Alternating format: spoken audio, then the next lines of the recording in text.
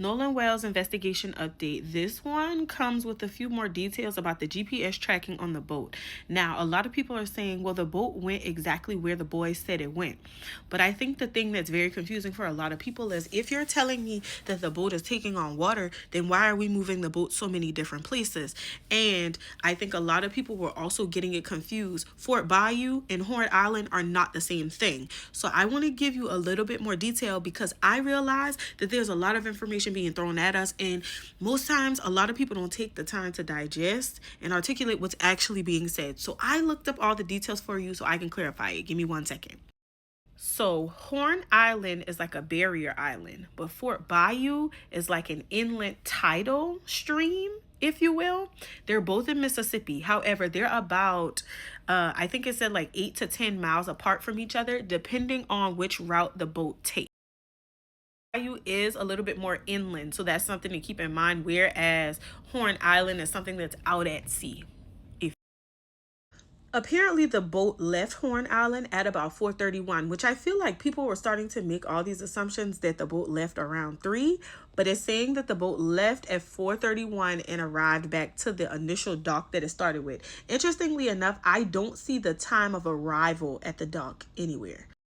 The update then says that it then arrived at Fort Bayou at about 5:52 and then later arrived back at the dock about 6 p.m., a little bit after that. So what we don't really understand is what happens between 4:31 and 5:52, because that's an extended period of time. Additionally, if you're telling me that the boat is taking on water, and when they made like the 911 call, they did say that they will probably need to be rescued at some point, it doesn't sound like there was any rescue going on. Now, I did do some additional research and I looked in the comments, and people were saying that it could be something like they just need to pump the water out, and it's like a hose came off of something, they need to reattach it, or there's something that needs to be reconnected, or it's a simple fix, is what people were trying to allude to in the comments. But for me, I don't think that's the issue. I think the issue is, if you're telling me that there's a problem with the boat, why are we continuing to transport the boat back and forth, back and forth?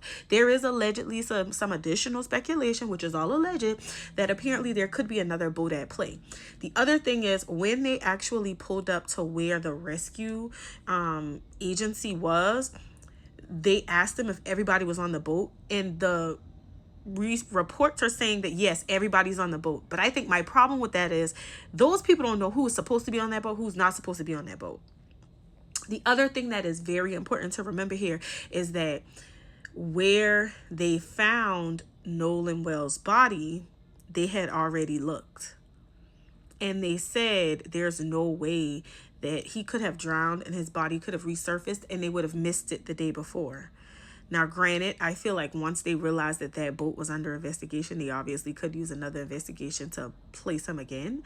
But my whole thing is, how does he miraculously go missing? We don't find him. We've scrubbed this barrier island top to bottom. We don't find him. We come back the next day and we find him.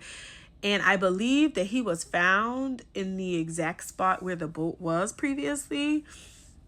That's not a coincidence. I also just kind of feel like a lot of this back and forth doesn't make sense to me, because what happened in that larger window of time? What does the GPS say about that? In which direction were they traveling? And then we have this pending autopsy. I don't really understand why we haven't released the results of the autopsy. And I know that if it's a like toxicology report, that's going to take some time, but I feel like the immediate autopsy should not be something that should be withheld, especially not in this kind of climate, because there's a lot of stuff riding on this. There's a lot of people that's saying, oh, well, maybe he didn't drown, maybe he was beat. There's also this additional speculation that there are these nurses or some type of medical professionals who saw his body when it was transported, and he was laying on his belly, not his back, which apparently is very disrespectful, and that's not how they transport them. I've never been aware of how they transport them once they have passed away, so that's actually information to me. But in addition to that, there's also speculation, and allegedly he could have been burned and or beat.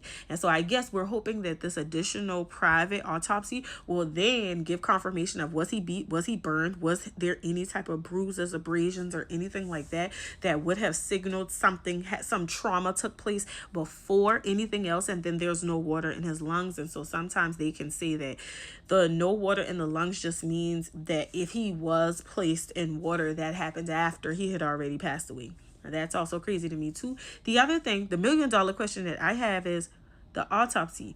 When does the autopsy say that he would have passed away? Because that's also very pertinent information. They're most often able to identify when the person may have passed away. Now, the alleged part of him being placed somewhere, or the fact that he was somewhere and his body resurfaced, I think that they're still able to kind of give estimates of when he could have passed away. So we need that information.